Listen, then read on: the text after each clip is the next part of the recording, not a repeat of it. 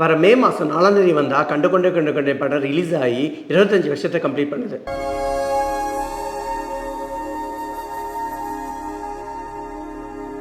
இத்தனை வருஷத்தில் நம்ம எல்லோரும் இந்த படத்தை நிறைய முறை பார்த்துருப்போம்.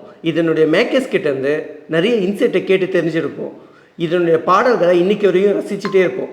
இப்படிப்பட்ட மல்டி ஸ்டார் காம்பினேஷனில் ஒரு படம் வராதான்னு ஏங்கிட்டே இருக்கும். அமௌண்ட் எவ்வளோன்னு சொன்னீங்கன்னா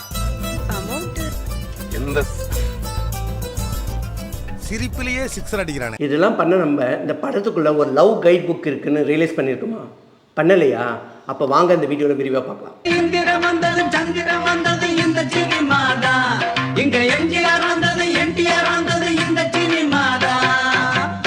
இந்த படத்தில் யாருக்கு யார் ஜோடி, அவங்களுடைய லவ் ஜேர்னி எப்படி இருக்குன்னு நமக்கு தெரியும். ஆனால் ஒவ்வொரு பேரோடைய லவ்வும் எந்த மோட்டிவேஷன் ஃபேக்டரை பேஸ் பண்ணியிருக்கணும்னு யோசிச்சிருப்போமா?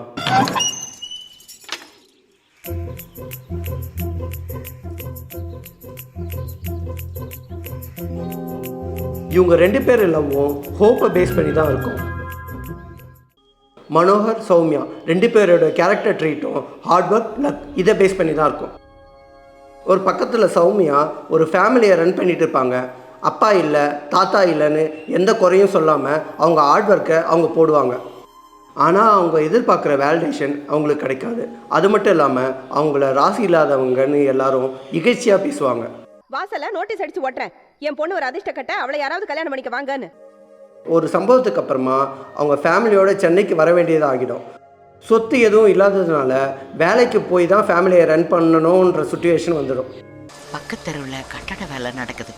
சித்தாளுக்கு 70 ரூபா தர்றாங்களாம். சௌமியாக்காக்கு வேலை கிடைக்கலனா நம்ம எல்லாம் அந்த வேலைக்கு தான் போகணும். அவங்களுடைய ஹார்ட் ஒர்க்கை விடாமல் ஸ்ட்ரகிள் பண்ணி கடைசியில் ஷைனும் பண்ணிடுவாங்க.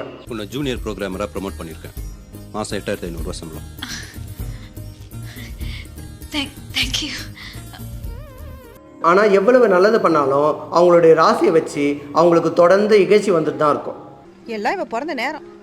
ஏமா இவ மட்டும் இப்படி அதிர்ஷ்டமே இல்லாதவளா இருக்கா? இன்னொரு பக்கம் மனோகரும் பெரிய பணக்கார வீட்டு பையன்தான்.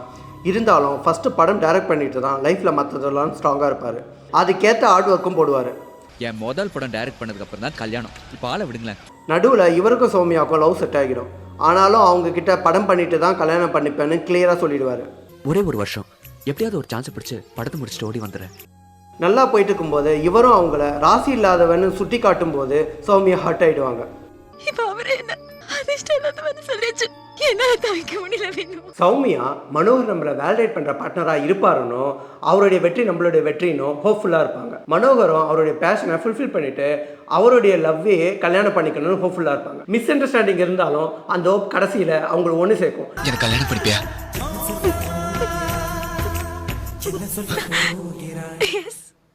காதல்ல ஹோப் வந்து ஒரு பாசிட்டிவ் ஃபியூச்சர் அமைய உறுதுணையாக இருக்கிறது மட்டும் இல்லாமல் சேலஞ்சஸை ஓவர் கம் பண்ணுற ஸ்ட்ரென்த்தும் தரும்.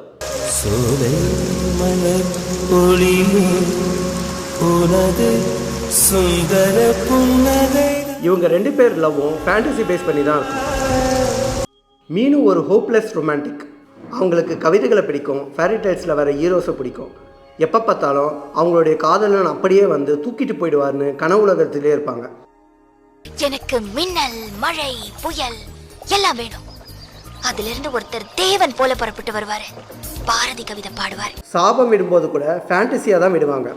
வீட்டுக்குள்ள வந்து இதயங்களை உடைச்சிட்டு இப்ப வீட்டையும் உடைக்க போறீங்க. தாத்தாவோட ஆத்மா உங்களை மன்னிக்காத. அவங்க அக்கா வேலை தேடி சுற்றிட்டு இருக்கும்போது அவங்க ஃபேண்டசி லவ்வரை தேடி சுற்றிட்டு இருப்பாங்க. ஸ்ரீகாந்த் இருக்காரா? ஸ்ரீகாந்த் என்னதான் ஒரு அப்கமிங் யங் பிஸ்னஸ் மேக்னெட்டாக காமிச்சாலும் அவருடைய சிந்தனைகளும் ஃபேண்டசியாக தான் இருக்கும். இவரும் மீனு மாதிரி கவிதைகள், பாடல்களும் சுற்றிட்டு இருப்பார். இச்சகத்தினோடெல்லாம் எதிர்த்து நின்ற போதிலும் அச்சமில்லை, அச்சமில்லை, அச்சம் என்பதில்லை. பிஸ்னஸில் கான்சன்ட்ரேஷன் பண்ணாமல் அவரோட அசிஸ்டண்ட்டை பார்த்துக்க சொல்லுவார். நீங்கள் பார்த்துக்கங்க, நான் கிளம்புறேன். ஒரு பிரச்சனைன்னு வந்தும் கூட சரி ஃபேண்டசிலாம் போதும், இதை நம்ம இறங்கி சரி செய்யலான்னு ஒரு கிளியர் பிளான் இல்லாமல் யாருனா வந்து நம்மளை காப்பாற்றுவாங்கன்னு வெயிட் பண்ணிட்டு இருப்பார். ஹைதராபாத்தில் ஒரு பெரிய பார்ட்டி இருக்கு, எனக்கு ஃபைனான்ஸ் பண்ணதா சொல்லியிருக்காங்க. இவங்க 2 பேரும் சேர்ந்து ஃபேண்டசி லவ் பண்ணும்போது சந்தோஷமாக இருந்தாலும் ரியாலிட்டியை ஃபேஸ் பண்ணும்போது உண்மைகள் பலார்னு அரைஞ்சி அவங்களுக்கு பாடத்தை எடுக்கும். இவர் தான் மிஸ்டர் ஸ்ரீகாந்த். நான் இவரை தான் கல்யாணம் பண்ணிக்க போறேன். ஸ்ரீகாந்த் இஷ்டமில்லாத வாழ்க்கையில் மாட்டிப்பார். தூக்கிட்டு போவாருன்னு நினச்சவர் தூக்கி போட்ட உடனே மீனவும் முழுகிடுவாங்க. இந்த மாதிரி காதலில் ஃபேண்டசி இருக்கும்போது பெரும்பாலான சமயங்களில் டிசப்பாயின்மெண்ட்டில் தான் முடியும். பாட்டு நல்லா இருந்துச்சு. நாட்டை குறிஞ்சிலிருந்து ஷஹானாவுக்கு மாறுறது ரொம்ப கிளாஸ். ராகுலாம் தெரியாது. இவங்க லவ் கேரை பேஸ் பண்ணி தான் இருக்கும். குரல் நல்லா இருக்கு. மீனு ஃபேண்டசி வேர்ல்டில் இருக்கும்போது ரியாலிட்டியில் ஒரு கைண்ட் அண்ட் சிம்பத்திட்டிக்கான ஒரு பொண்ணு. மேஜர் பாலா அவங்க மேலே காட்டுற அக்கறையை கருணுன்னும் ஸ்ரீகாந்த் மேலே இருக்கிறத காதல்னும் ஃபர்ஸ்ட் ஆஃப்ல கிளியராக சொல்லிடுவாங்க. நான் உங்க மேல காமிக்கிறது கருணை, ஸ்ரீகாந்த் மேல இருக்கிறது காதல். நான் விதியை நம்பல, காதலை நம்புறேன்.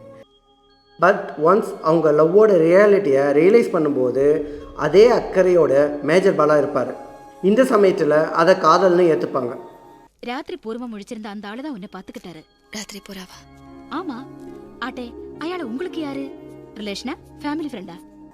மேஜர் பாலா போரில் காலம் எழுந்து அதை யாருமே கண்டுக்க மாட்டாங்கன்னு எக்ஸிஸ்டேஷியல் கிரைசிஸில் இருக்கும்போது மீனுவை பிடிச்சி போகும். அவங்க பாட்டை உண்மையாகவே விரும்புகிற அவர் கருணுன்னு டிஸ்மிஸ் பண்ணாலும் அவருடைய கேரை தொடர்ந்து கொடுப்பாரு. நான் இப்போ என்ன சொன்னாலும் தப்பாக தான் புரிஞ்சுப்பீங்க. மீனுக்கு அடிபட்டு பார்க்க வரதாகட்டும், அவங்களுடைய மியூசிக்கல் கெரியரில் ஸ்பெஷல் இன்ட்ரெஸ்ட் எடுத்து அவங்கள சிங்கர் ஆக்குறதாகட்டும், இவங்க கிடைக்க மாட்டாங்கன்னு தெரிஞ்சும் எந்த எதிர்பார்ப்பும் இல்லாமல் பண்ணுவார். எல்லாம் இந்த அழகு இளமை இருக்கிற வரைக்கும் தான். அதுக்கப்புறம் திரும்பி பார்க்க ஆள் இருக்காது. நீங்க இருப்பீங்க. கடைசியில் மீனுவே நான் கொஞ்சம் லூஸு தான், இருந்தாலும் நீங்கள் எனக்கு வேணும்னு சொன்னதும் மேஜர் பாலா அவங்கள ஏற்றுப்பார். தினமும் நான் சண்டை போடுவேன், வெறுப்பேத்துவேன், கோவப்படுவேன், தலையை பிச்சுக்க வைப்பேன். ஆனாலும் நான் சந்தோஷமா இருப்பேன். சில பேருடைய லவ் லாங்குவேஜை கேர் பண்ணுறதா தான் இருக்கும். அவங்களுக்கு ஓவர் த டாப் வேறு எதுவும் பண்ண தெரியாது. ஆனால் பேசிக்காக அவங்களுக்கு பிடிச்சவங்களை நல்லாவே கேர் பண்ணிப்பாங்க. அது திருப்பி கிடைக்காதுன்னு தெரிஞ்சும் டீஃபால்ட்டாக பண்ணிட்டு தான் இருப்பாங்க.